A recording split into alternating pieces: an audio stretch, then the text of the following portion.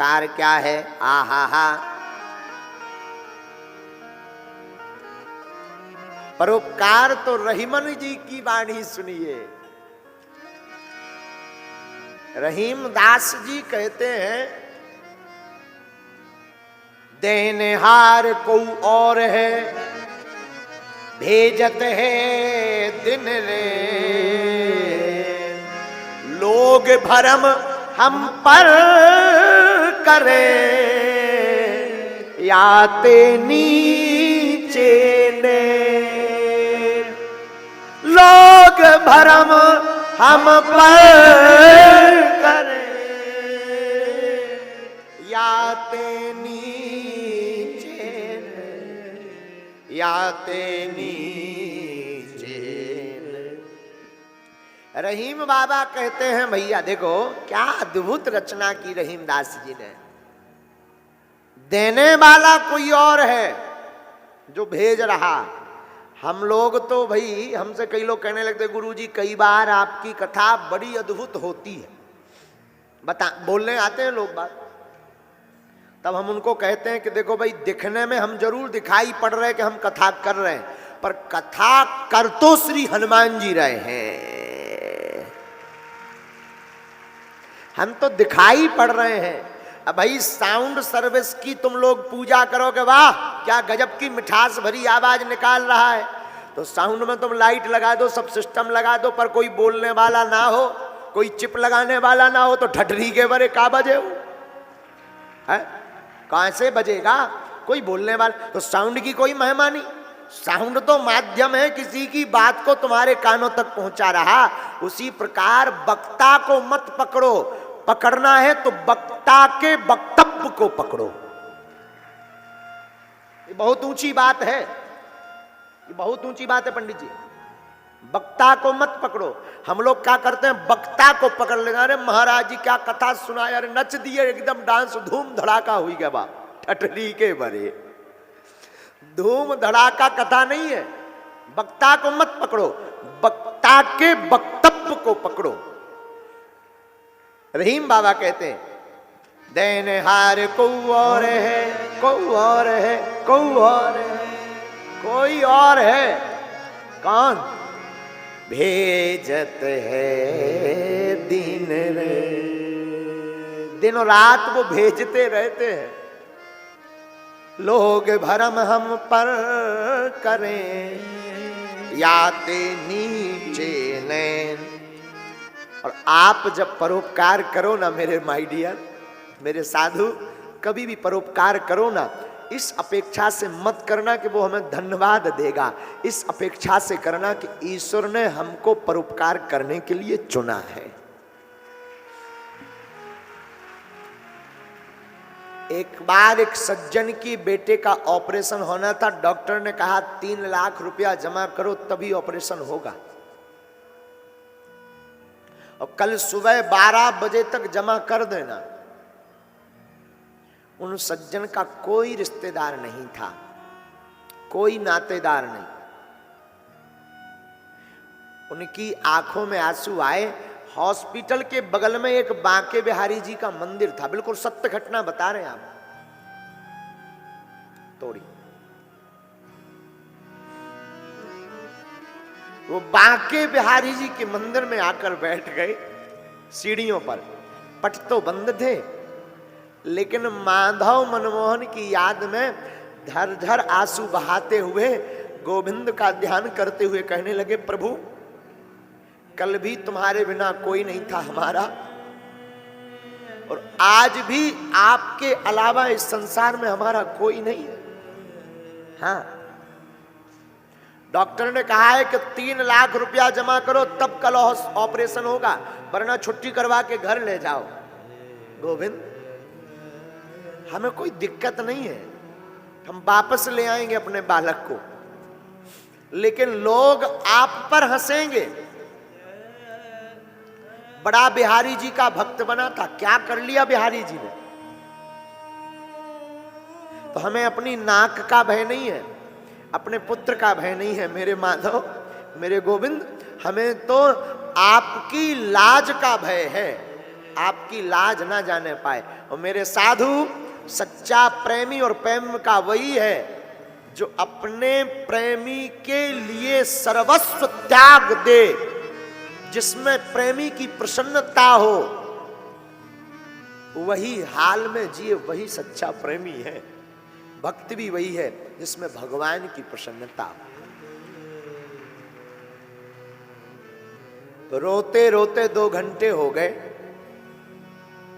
वहीं बगल में एक नगर सेठ का मकान था। पहली बार जिंदगी में उस सेठ को नींद नहीं आई। सोचा नींद नहीं आ रही, बेचैनी हो रही, जरा बाहर टहल लूं। तो बाहर टहलने के लिए निकला तो चौकीदार साथ हो लिया। सोचा बाहर निकल आया हूं, जरा मंदिर तक घूमकर फिर आऊंगा, फिर सो जाऊंगा। 2 बज गए, आज नींद पता नहीं क्यों नहीं आ रही। वो दौड़ा दौड़ा टहलते हुए मस्ती में मंदिर तक आया। और उस मंदिर की सीढ़ियों पर एक सज्जन को रोते हुए देखा। तो इसके मन में लगा पूछना चाहिए ये क्यों बैठा, कहीं भूखा तो नहीं है। पूछा, भाई कौन हो तुम? इन सज्जन ने हाथ जोड़कर कहा, सरकार महोदय, हमारा नाम अमुक है, आप रो क्यों रहे? भोजन किया? भोजन नहीं किया। अरे तो चलो हम भोजन करवाते हैं। नहीं नहीं नहीं, रहने दीजिए, अब भोजन क्या करें, हमारा बालक मरता हुआ रखा है वेंटिलेटर पर। डॉक्टर ने कहा है 3 लाख रुपया जमा करो तो ऑपरेशन होगा, वरना कल घर ले जाओ। तो 3-4 दिन हो गए, तब से भोजन ही नहीं भाई, अब क्या करें? आपने पूछा, यही बहुत धन्यवाद है। सेठ के दिमाग में बात बैठ गई कि आज जिंदगी में पहली बार हमारे साथ ऐसा हुआ, हमें नींद नहीं आई। पर क्यों नहीं आई, ये कारण अभी तक पता नहीं था, लेकिन अब पता चल गया। ठाकुर जी चाहते थे कि इसकी मदद हो और वो हमारे सहारे हो, इसलिए भगवान गोविंद ने ये कौतुक किया है।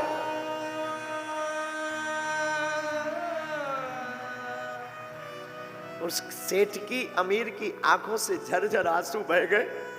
बोले, भैया समझो तुम्हारी माधव ने सुन ली। तो ये व्यक्ति कहता है, कहां से सुन ली? डॉक्टर ने तो 12 बजे तक का टाइम दिया है, हमारा कोई रिश्तेदार है नहीं है, उधार हमें मिलना नहीं है, संपत्ति सब हमने बेच दी, किराया का मकान भी नहीं बचा, रोड पर फुटपाथ पे आ गए। अब तो लगता है बालक को बचना नहीं है, बालक को सुबह छुट्टी करवानी पड़ेगी, वरना डॉक्टर फेंक देंगे। उस सेठ ने हाथ पकड़ा, कहा, भैया अभी तुमने ये बात किससे बोली?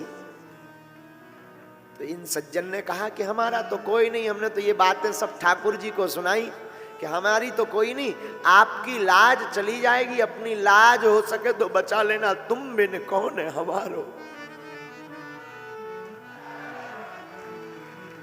आपके बिन कौन हमारा इस संसार में। सेठ ने हाथ पकड़ा और हाथ पर हाथ रखकर मलते हुए बोला, बस समझो तुम्हारे कन्हैया ने कौतुक कर दिया। आज जिंदगी में पहली बार हमें नींद नहीं आई, वरना मैं काम का आदमी हूं, 10 बजे सो जाता हूं, 5 बजे उठ जाता हूं, टाइम टू टाइम मेरा मैनेज है। आज मेरी इतनी साल की उम्र हो गई, पहली बार मैं 2 बजे तक जागा और अब पता लग गया कि प्रभु ने हमें क्यों जगाया। माधव तुम्हारी व्यवस्था करवाना चाहते, अब तुम चिंता मत करो, बालक का ऑपरेशन होगा, कल होगा, उसकी व्यवस्था मैं करूंगा। इन्होंने कहा कि हम चुका नहीं पाएंगे, हमारे पास कुछ है भी नहीं कि हम आपको दे पाएं, हम आपको धन्यवाद भी नहीं दे पाएंगे। पता है उस सेठ ने क्या कहा? बोले, तुम्हें चुकाना ही नहीं, कर्जा तुम ले ही नहीं रहे, ये कर्जा तुम हमसे नहीं ले रहे, अब तू ये व्यवस्था ठाकुर जी ने जो हमें दे रखी, उसी में से ठाकुर जी हमको कैशियर बना करके तुम्हारी व्यवस्था करवा रहे। तब रहीमदास कहते हैं देनहार को और है भेजत है लोग भरम हम पर करे याते नीचे। मेरे पागलों, इस संसार में हमें तुम्हें देने वाला कोई और है। कल हम जब जा रहे थे ना, रहीम बाबा से हमें याद आया, कल हम जब जा रहे थे ना तो रास्ते में इश्तियाक खान साहब खड़े हुए थे। इश्तियाक एकदम रास्ते में। उन्होंने कहा गुरुजी हमारे बेटे बच्चों को आपसे मिलना है, वो आपके बहुत फैन हैं। हमने त्रिपाठी जी को भी कहा जो यहाँ के टीआई महोदय थे, हमने कहा त्रिपाठी जी कल आप इनको मिलवा देना। भैया भगवान ऐसी लीला करते हैं, पता है उनके भाव क्या थे? उनकी आंखें बता रही थी महाराज जी हम मिलना तो बहुत दिनों से चाह रहे थे, पर भगवान की ऐसी लीला हुई कि आप ही अशोक नगर में आ गए, और अशोक नगर में आ भी गए और हमारी ड्यूटी भी लग गई। वो पुलिस में है, कहाँ है जरा, यही है क्या? बुलाइए जरा, बच्चों को लेकर आए हैं।